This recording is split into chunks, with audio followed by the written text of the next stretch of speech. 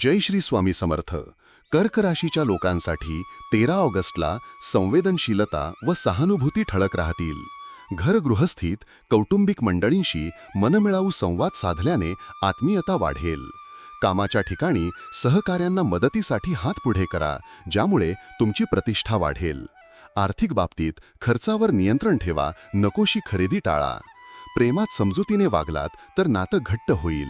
जोडीदाराच्या छोट्या अपेक्षा पूर्ण करा. आरोग्यासाठी पोषक आहार घेणे गरजेचे असून थोडे विश्रांतीचे तास ठरवा.